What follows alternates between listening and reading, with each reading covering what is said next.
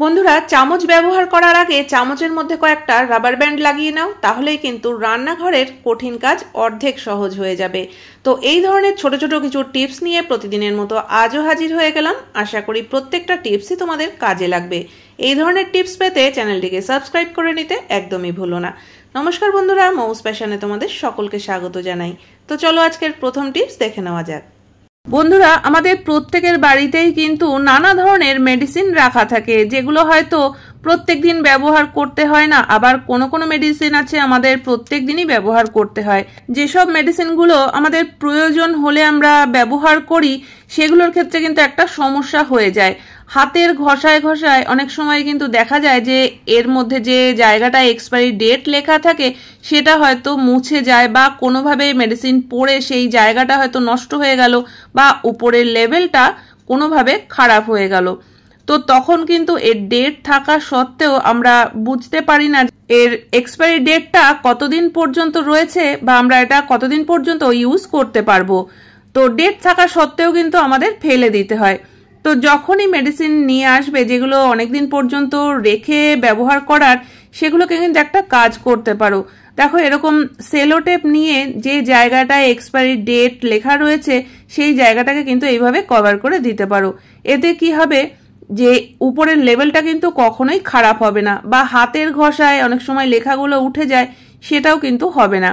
যতদিন পর্যন্ত ডেটটা রয়েছে আমরা কিন্তু রেখে ব্যবহার করতে পারবো। তো চলো এর পরবর্তী টিপস দেখে নেওয়া যাক। বন্ধুরা, আমরা অনেক সময় কিন্তু পরিবারের আপনজনদের এরকম পাসপোর্ট সাইজের ছোট ছবি পার্সে হোক বা মানি ব্যাগে রেখে থাকি, কিন্তু অনেকদিন ধরে পার্সে থাকতে থাকতে দেখা যায় যে ছবিগুলো কিন্তু নষ্ট হয়ে যায়, বা বর্ষার সময় যদি কোনোভাবে জল ঢুকে যায় তো সেক্ষেত্রেও কিন্তু ছবিগুলো নষ্ট হয়ে যেতে পারে। তো এই ছবিগুলো যাতে নষ্ট না হয় তারই একটা ছোট্ট টিপস আজকে তোমাদের সঙ্গে শেয়ার করছি। বন্ধুরা, দেখবে এরকম ছবি কিন্তু এমনিতেও যদি আমরা অ্যালবামে রাখি সেক্ষেত্রেও নষ্ট হয়ে যায়, তাই অনেক সময় কিন্তু আমরা ছবিগুলোকে ল্যামিনেশন করে নিই যাতে এই স্মৃতিগুলো ধরা থাকে, ছবিগুলো নষ্ট না হয়ে যায়।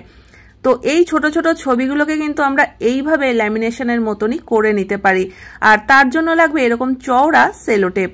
তো এই সেলোটেপটা দেখো ছবির উপরে এইভাবে করে আটকে দিয়ে তারপরে কিন্তু পুরো ছবিটাকেই পেছন দিক থেকে এইভাবে আমি সেলোটেপটাকে ঘুরিয়ে নেব। তো কাজটা করার সময় কিন্তু একটু সাবধানে করতে হবে যাতে সেলোটেপটায় ভাঁজ না খেয়ে যায়। তো তারপরে এক্সট্রা সাইড থেকে যে অংশগুলো বেরিয়ে রয়েছে সেগুলো কিন্তু একটু মাপ করে কেটে নিতে হবে। তো একদম ঘরোয়া পদ্ধতিতে কিন্তু ল্যামিনেশন করা হয়ে গেল আমাদের এই ছবি। তো এবার যদি আমরা এটা পার্সে বা মানি ব্যাগে রেখে থাকি, যদি জলও ঢুকে যায় তাতেও কিন্তু ছবিটা খারাপ হবে না।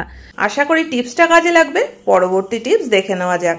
বন্ধুরা, রান্না বান্না করার জন্য আমরা গ্যাস ওভেন ব্যবহার করি, আর প্রত্যেকদিন রান্না হয়ে যাওয়ার পরে গ্যাস ওভেনটাকে খুব ভালো করে মুছে পরিষ্কার করে নিই। কিন্তু এই যে জায়গাগুলো, এগুলোতে কিন্তু দেখবে যে প্রচুর তেল চিটে নোংরা জমে থাকে, যেগুলো আমরা প্রত্যেকদিন যতই পরিষ্কার করি না কেন এই জায়গাটা কিন্তু পরিষ্কার হয় না। একদম তেল চিটে নোংরা কিন্তু এখানে জমা হতে থাকে। তো এই জায়গাটাকে পরিষ্কার করাটা কিন্তু খুবই সমস্যা। স্কচ ব্রাইট দিয়ে বা ব্রাশ দিয়ে ঘষলেও কিন্তু দেখবে এত সরু জায়গা পরিষ্কার হতেই চায় না। তো এই জায়গাটাকে পরিষ্কার করবার জন্যও কিন্তু তোমরা মেডিসিনের খালি স্ট্রিপ ব্যবহার করতে পারো। আর এই মেডিসিনের স্ট্রিপটা দিয়ে একটু ঘষে দিলেই দেখবে কোনায় যে তেল চিটে নোংরাগুলো জমে রয়েছে সেগুলো কিন্তু খুব সহজেই উঠে যাবে। বেশি পরিশ্রমও করতে হবে না, অথচ সহজেই কিন্তু আমরা পরিষ্কার পরিচ্ছন্ন রাখতে পারবো গ্যাস ওভেনটা। তো দেখতেই পাচ্ছ কতটা নোংরা উঠে এসছে। তো এবার একটা ভেজা কাপড় দিয়ে একটু মুছে নেব, তাহলেই কিন্তু গ্যাস ওভেন একদম পরিষ্কার হয়ে যাবে। তো এই কাজটা তো আমাদের প্রত্যেক দিন করার প্রয়োজন নেই, অন্তত মাসে যদি 2 দিন আমরা করে নিতে পারি কাজটা, তাহলে কিন্তু গ্যাস ওভেন একদম পরিষ্কার পরিচ্ছন্ন থাকবে। তো চলে যাচ্ছি এর পরবর্তী টিপসে।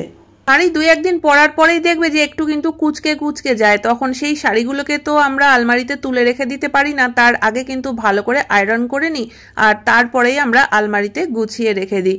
কিন্তু বন্ধুরা, যখন বেশ কিছুদিন পর সেই শাড়িটাই পরার জন্য নামাবে আলমারি থেকে, তখন কিন্তু দেখা যাবে যে আমরা যে আয়রন করে রেখেছিলাম সেটা কিন্তু ঠিকঠাক মতো নেই, আবার কিন্তু কুচকে গেছে।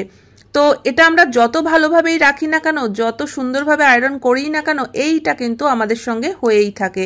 তো এই শাড়ির আয়রনটা কিভাবে অনেক দিন পর্যন্ত ভালো রাখা যায়, একটুও কোচকাবে না, তার জন্য এই ছোট্ট কাজটা কিন্তু আমরা করতে পারি। এতে করে কিন্তু আমাদের এই শাড়ি আয়রন করার যে ঝামেলা এটা অনেকটাই কমে যাবে। তো প্রথমে তো শাড়িটাকে দেখো এইভাবে লম্বা করে ভাঁজ দিয়ে দিতে হবে। আর তারপরে এখানে আমি একটা নিউজ পেপার নিয়ে নিয়েছি। তো এখানে নিউজ পেপারটাকে কিন্তু একদম পাতলা একটা পেজ নিলে হবে না, পুরো নিউজ পেপারটাকেই কিন্তু নিয়ে নিতে হবে।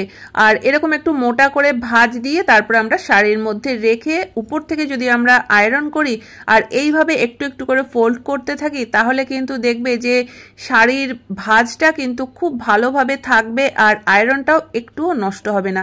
তো চাইলে তোমরা শাড়িটাকে এইভাবে চওড়া অবস্থাতেও রাখতে পারো বা মাঝখান থেকে কিন্তু এরকম একটা ফোল্ড দিয়ে নিতে পারো। আর যেহেতু এর মধ্যে আমরা নিউজ পেপারটাকে মোটা করে রেখেছি, তো এতে করে দেখবে শাড়িটা কিন্তু বেশ শক্তভাবে থাকবে, নরম হয়ে যায় বলেই কিন্তু কুঁচকে যায়। তো এই ছোট্ট টিপসটা বন্ধুরা বাড়িতে ফলো করে দেখো, আশা করি তোমাদের সকলেরই কাজে লাগবে। আর প্রত্যেকদিন এই শাড়ি আয়রন করার যে ঝামেলা সেটাও কিন্তু থাকবে না। তো দেখে নেওয়া যাক এর পরবর্তী টিপস। অনেক সময় কিন্তু দুধ জাল দেওয়ার পরে তাড়াতাড়ি করে দুধটাকে হয়তো ঠান্ডা করার প্রয়োজন হয়, তো তখন আমরা কি করি, চামচ দিয়ে নাড়াচাড়া করতে থাকি, বা হয়তো কোনো ব্যাটার তৈরি করতে হয়, তো সেই সময় আমরা চামচ দিয়েই কাজটা করি।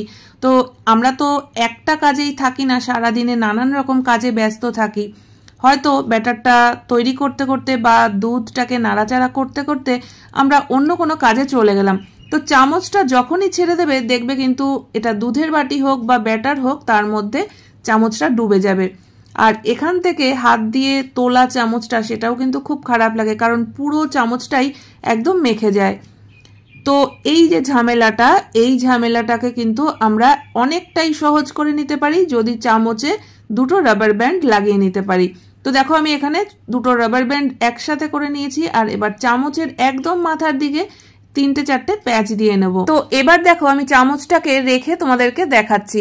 এবার চামচটাকে যদি আমরা এইভাবে রেখে যাই, তাহলে বাটি যতই নাড়াচাড়া হোক না কেন চামচ কিন্তু কখনোই বাটির মধ্যে পড়বে না। চামচ যেভাবে রেখে যাবে বাটির মধ্যে কিন্তু চামচ ঠিক সেইভাবেই থাকবে। বাটির মধ্যে চামচ ডুবে যাওয়ার যে সমস্যা, এটা কিন্তু বড় বাটি হলেই হয়, ছোট বাটির ক্ষেত্রে কিন্তু এরকম সমস্যা কখনোই হয় না।